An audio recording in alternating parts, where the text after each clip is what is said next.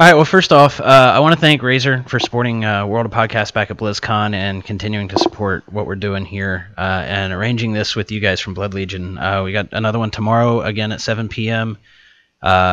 Eastern Time, and then on Friday we're having tomorrow's Healers. We're doing some conversation with tanks tonight. Tomorrow's Healers, and then on Friday it's going to be DPS and Riggs. You're coming back and doing raid lead conversation there too, right?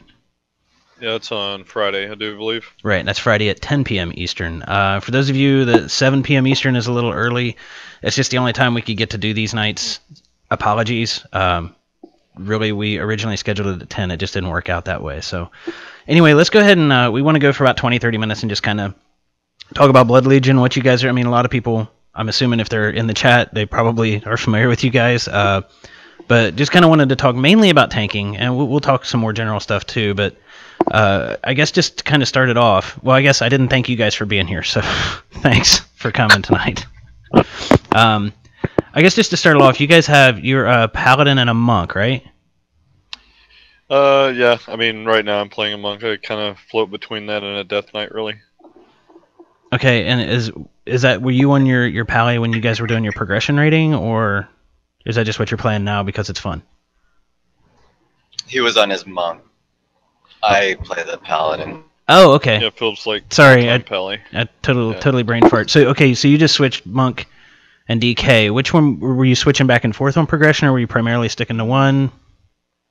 Generally, the way it goes, I mean, I have one of each tank class, and I just kind of, I don't know, the way that it's set up really is Philip is always, or Absalom is always playing the Paladin, which, because the Paladin's probably across the board, you know, the most consistent, but you need a little bit of diversity. So each tier, I kind of just, you know, pick out which one I think is going to work out the best and go with that one. So it's not necessarily, you know, definitively going to be the Monk or the DK. It could be a Warrior or a Druid or, you know, even another Pally, but that doesn't really give you a lot of diversity. Right. So you didn't really, and it sounds like somebody's typing or something there. So you didn't pick based on, I'm assuming you picked not a Paladin because you didn't want to have two Pallies. You didn't necessarily pick it based on how it's going to work well with the Pally tank, or just more of a personal, or maybe this tier, this class looks strong. Is there any?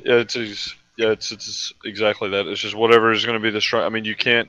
Like I said, you don't ever want to have both of the same, right? Because there's a lot of times where you need the diversity. Like take Garrosh for example, when you're going to need to kite adds. You know, a Paladin is not really equipped to do that, whereas a Monk or, you know, a Warrior would have been. I mean, a Monk is definitely the best for the job, and I mean, just go through the. I mean, you get a good feel for it during PTR testing. I mean, if I had my choice, I would always be playing the Death Knight. That's my favorite, but.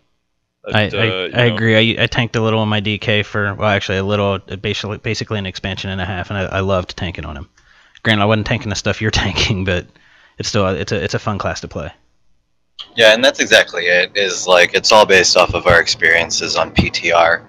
Like we'll have conversations based off of that testing about, you know, how we're feeling about each of the tank classes, especially since there are bundled with content changes to classes, and so we'll have and stuff. Yeah, and right. Yeah, exactly, tier bonuses, or how interaction between tank classes and trinkets work, and all that sort of stuff.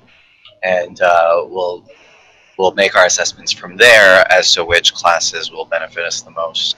And I mean, generally, it was conceded that Paladins were pretty strong and have been strong throughout the expansion, and specifically this tier, and we felt the same about the Monk. All right, fair enough. Do you guys like, you obviously have more than one tank? You probably have one that you consider a main, and then you have others that maybe aren't quite so much, but they're still geared. Do you guys during progression find yourself switching because this fight maybe the DK is better than the Monk, or do you do that for your progression just to get the kill, or do you stick with that class and try to master that class? I know on my end, like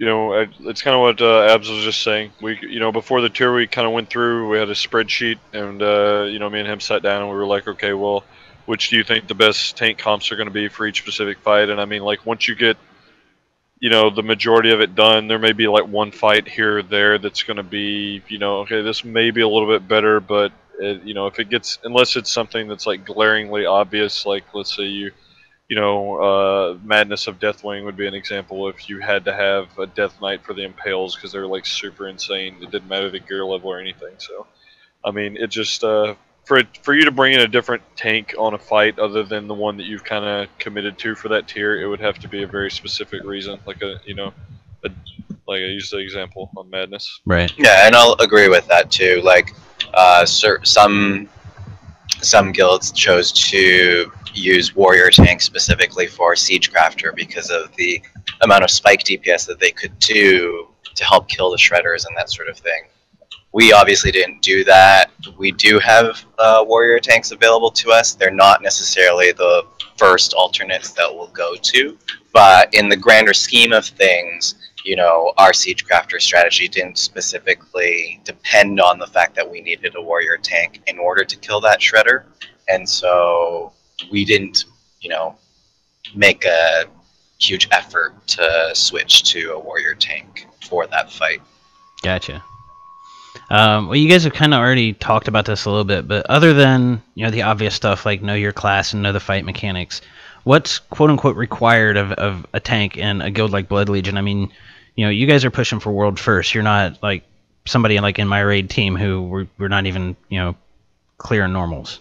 So what is you know, because a lot of people think, you know, tanks have the hardest job. Maybe healers, you know, can those two roles, but tanks it's a special role, and I'm speaking to somebody who used to tank. So what is a requirement, I guess, for a tank in Blood Legion?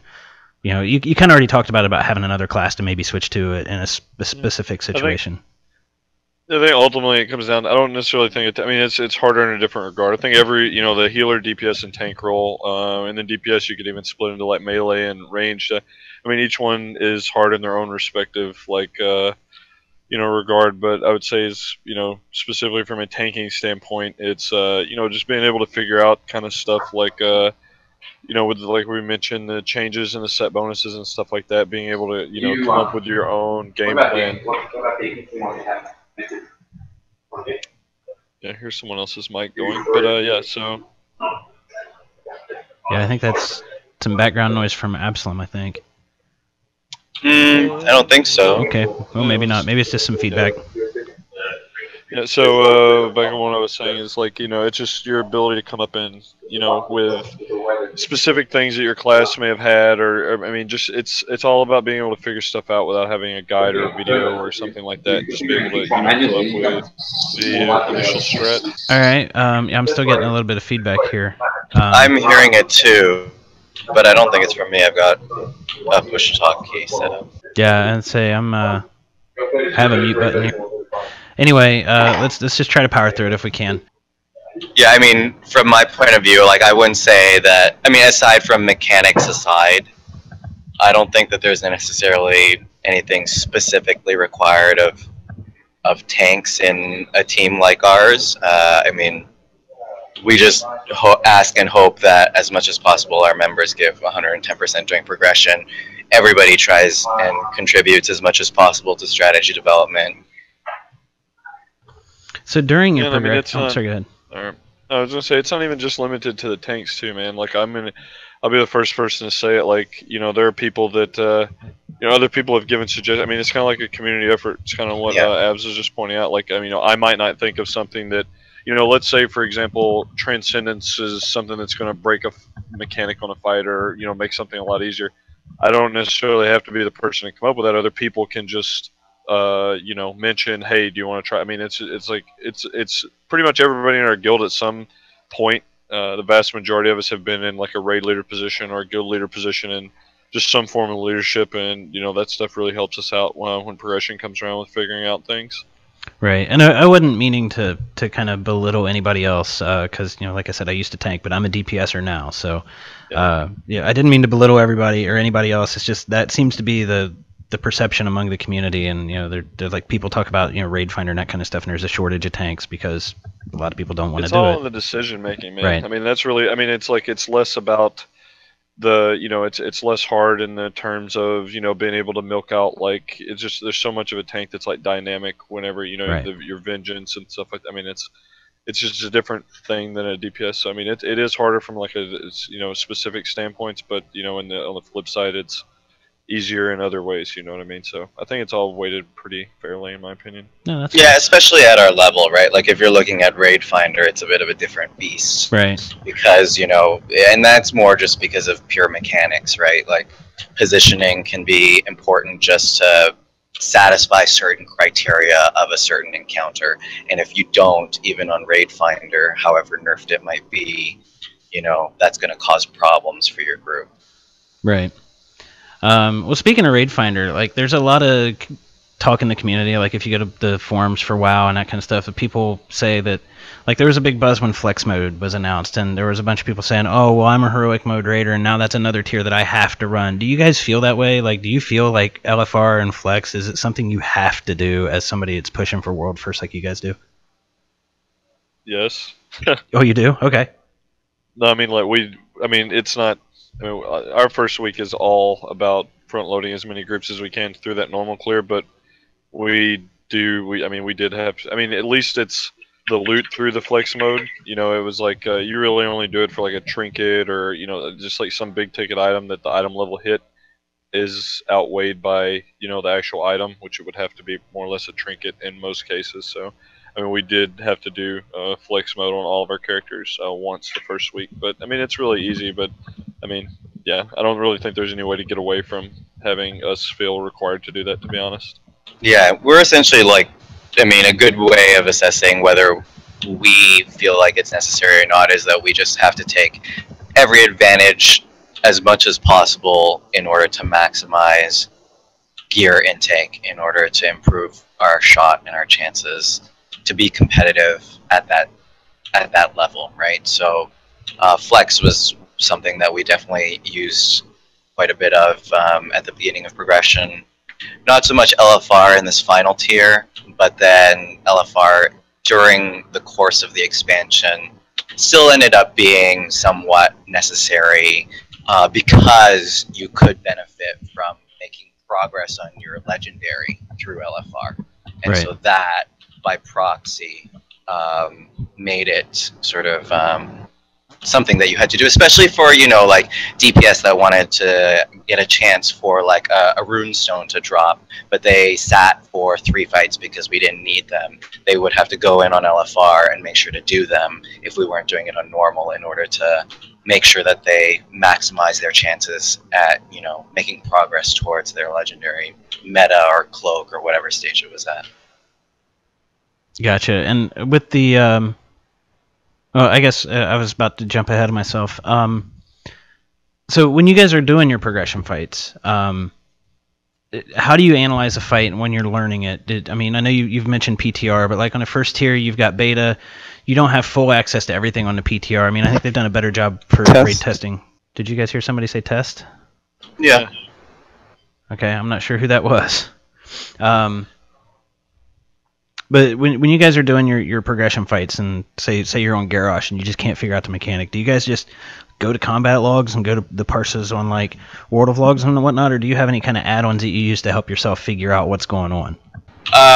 World of Logs is definitely essential, and is probably outside of like basic, meters like SCADA or Recount or whatever, one of our best tools of analysis. We live log as much as possible to our private account. And testing one. Someone's testing. Someone is testing. We'll go through and look at the data there in order to determine what's going on. I'd say also too, with the increased comfort that people have with streaming, one of the things that we'll do that has been essential to progress has been private streaming or privately recording. 1, 2, 3. I don't even see Mike cute. Nor do I. Anyway, as I was saying, like private recording and private streaming, it has, in my opinion at least, been huge in helping us progress better on bosses and encounters. So many things are happening at the same time, and you're so intently focused on your role in a fight during progression on a new encounter that you're not able to see everything that's happening at the same time. And so once we wipe, we can easily go back, look at the video, see and play it back in slow motion and see exactly what's happening, why a pull unraveled, why we wiped there. And even in certain cases, someone may have done something wrong that they didn't even realize, and we'll be able to catch it on the recording. All right, that's fair. So, are there any? Well, I guess for the people out there who are playing DKs and monks and I guess paladins, do you use any special add-ons for your class to help you tank? That that are class specific. Like I know a lot of people. I don't know anybody that uses it now, but like DKs had the Blood Shield Tracker add-on, and I don't know if you ever used that. But is anything like that you guys use that you would suggest others use?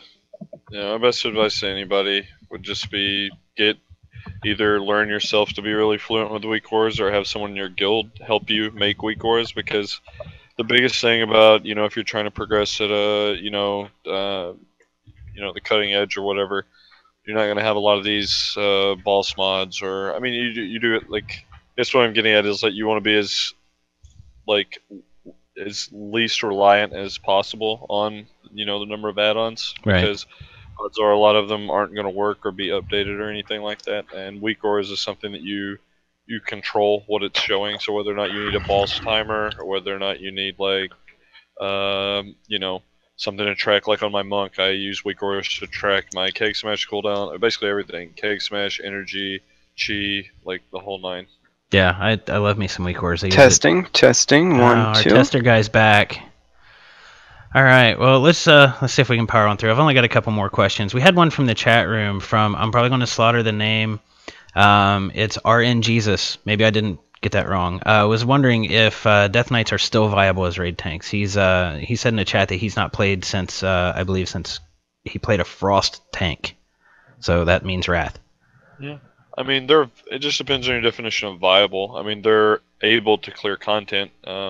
My issue with them right now is just they're extremely spiky, whereas a monk is the exact opposite. A monk is, say a monk may end up taking more damage throughout the course of the fight with its stagger and things like that, but it's just smoothed, and that's, the consistent damage intake is what it's going to provide a more consistent result during progression. So that's one of the main reasons that I didn't play the Death Knight. I mean, it's one thing to be sitting there and having your purgatory proc when you're at 80% and then just being like, what the hell, it's just, it basically means you just got one shot from 80% HP. So I mean, or having a cloak proc, your tank legendary cloak or anything like that. I felt like the DK was much more of a liability, but as far as being able to clear the content, they're more than capable. It was just, at the level that we were pushing the content, I felt that it was more of a liability than the gain wasn't high enough. Oh, that's fair. I just got one or two more questions here, and it says may get broken down for each of you playing different classes, but in your opinion, for all of Mists, what did you think the most? Actually, yeah, what did you think the most difficult encounter was? And maybe it's, I'm sorry, I accidentally hit my mute button there. Maybe it's different from class to class, but as a tank, not necessarily overall, but just what is the most difficult one to tank in your opinion? Philip, you want to go first? I'll have to think about that for a second. Sure. I think generally through the expansion, there hasn't necessarily been... I think generally they've provided good variety, and for tanks specifically, and there's been some interesting fights. Personally, I don't think that there have been, really strong outliers like there may have been in previous expansions.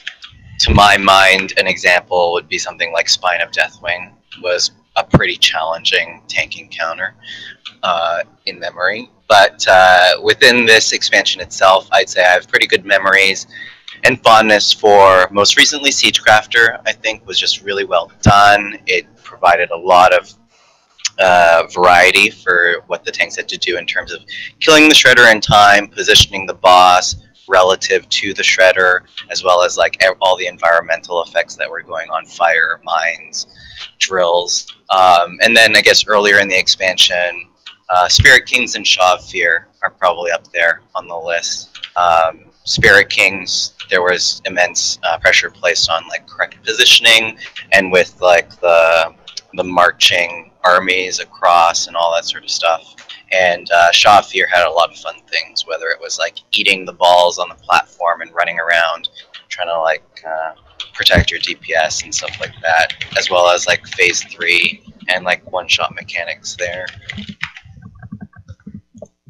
Yeah, I mean, if I had to pick one, I don't know. Like, I don't, like me, I think the hardest, I don't know if that's just because of nostalgia or whatever, but something like Heroic Lich King, I felt like was one of the more demanding fights in Heroic Ragnaros. And I'd say, like, for this tier, the only fight that I really felt like, or I mean, this expansion, the only fight that I felt like super, I would say Lich King is up there, but just more from a epic fight standpoint. I'm gonna like from a technical point of just being a tank. I don't know. Maybe you could make an argument for something like, the Siege Crafter strat that we use was pretty demanding on positioning. Like, I mean, exact positioning. I mean, our strat definitely wasn't the best, but like from like a damage intake perspective and just feeling like you were gonna die at any given second, I would say that was probably like Paragons of Calaxy for us. I mean, it was pretty insane. Just because we, left the Locust guy up and he was just destroying. Like, I mean, you were so under geared that it just was any given moment you felt like you were just gonna fall over dead. And that's probably the only fight I could say that about in a while. Mm-hmm. And I think our answers can vary. I wouldn't necessarily say maybe because of class so much as the role that we inhabit for the fight. That's fair. As an example, I guess I kind of intended it more as like a personal question anyway, not necessarily from a technical. Like, which one was the most challenging for you? Absolutely, and I could easily, if I were in Rig's shoes, Garrosh might be up on that list because he was doing the heavy lifting on that fight in terms of like having to kite the ads before we pushed it into the Stormwind phase, and kiting the Iron Star in that very last phase, and that's capturing audio. Alternatively, for me on that fight, it was a pretty straightforward fight. So I think that definitely has a lot to do with it as well. All right. Well, I had one last question here. I mean, we've been talking about Myst so far, but we're coming to the end of this expansion, and BlizzCon was a month ago. So looking forward to Warlords and what little we know about it right now. Like, is there any one thing that and the one thing that I'm thinking about right now, especially from you guys as being top tier progression rating, is the way they're changing gear. Do you like what they're doing where they're not really going to have like int plate and strength plate and all that kind of stuff? Do you like that? Do you not like that? How do you think it's going to change your approach to rating, or is it at all? I mean, the number one thing I'm looking forward to going into the expansion is hands down, no question, like best change the game has ever made, period, is the Mythic raid format. I mean, that is like single-handedly like made the excitement meter, for lack of a better term, just go through the roof for me as far as going into the new X pack. But the gear changes and stuff like that, I mean, to be honest, man, I'm pretty sure that stuff's going to change like 10 times over. Probably. I'm not even like getting worried about it right now. I mean, we'll see when it gets a lot more ironed out through beta. I guarantee you right now that everything that they wanted to do won't. I mean, just because it never does. I mean, they have a lot of good ambitions and things, but stuff changes so much that it's probably going to be a pretty big different game plan than what they have looking forward. But I mean, in the event that it doesn't, I think it is kind of cool. Just the fact that gear will stay relevant, but it also, from a from our standpoint, pushing world first, it's going to be very frustrating if we have like, let's say there's this stat that all the casters need and it's so much better than the other ones, and then we just by pure RNG end up not having it on the majority of our. I mean, just stuff like that. It gets frustrating because you want it to be as even of a playing field as possible and things like that.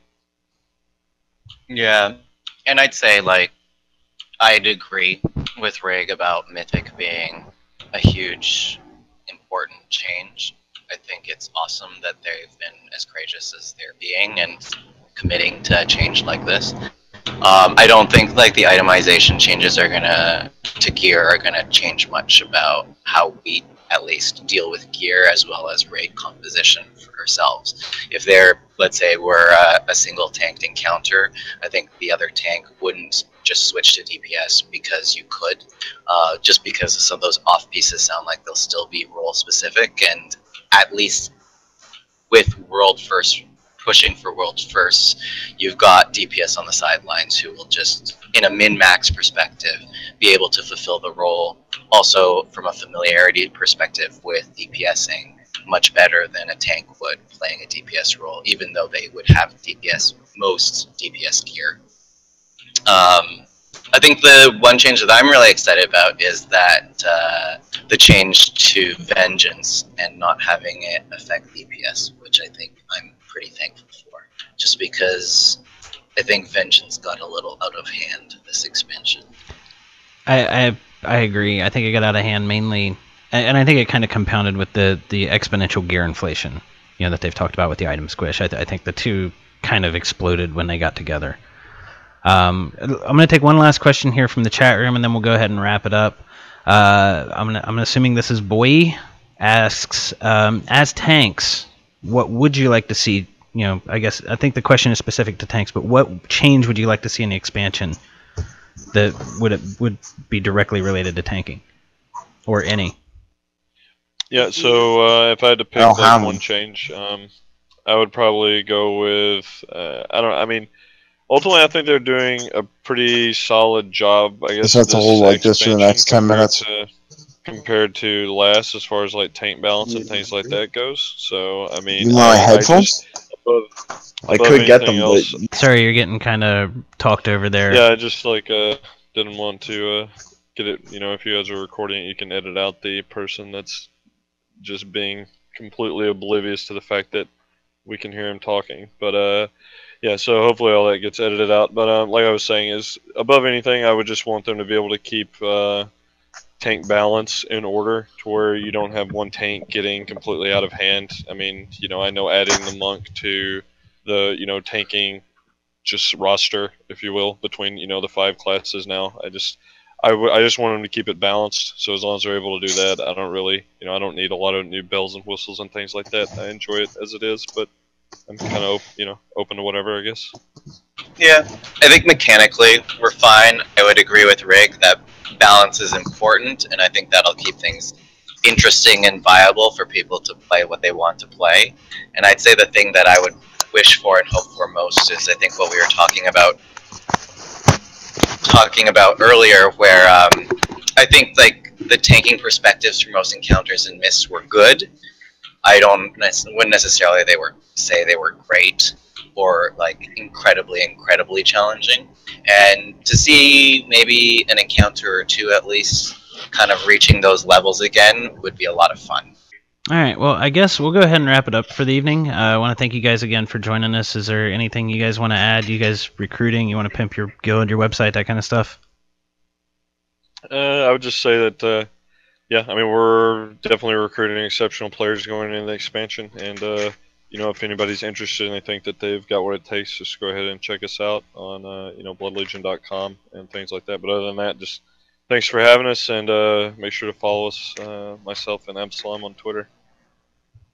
Yeah, we'll be like, I know during the World First Progression, I know myself and a lot of people around here, we were really rooting you guys on. We wanted the U.S. to get a World First, but next year we're going to be doing the same, I imagine. So anyway, I appreciate you guys coming tonight, and I guess we got stuff to give away, don't we? We just did a random.org. We didn't have any kind of special trivia question or anything like that to give away. Medi went out to random.org, got a person, and I'm scrolling back, and Martyr send Medicakes a message, a chat in Razor Comms, and she's going to need your information to where that Razor Naga can be sent to. So just go ahead and hit her up. She should be over there in the channel. Just open a chat with her and give her your information. But again, I want to thank Razor for helping us out and sponsoring our event and promoting us, and thank you guys from Blood Legion for joining us tonight and putting up with our our tester, I guess. So again, thank you guys, and I guess we'll talk to your healers tomorrow night. Yeah, man. Thanks for having us. I really appreciate it. It was fun.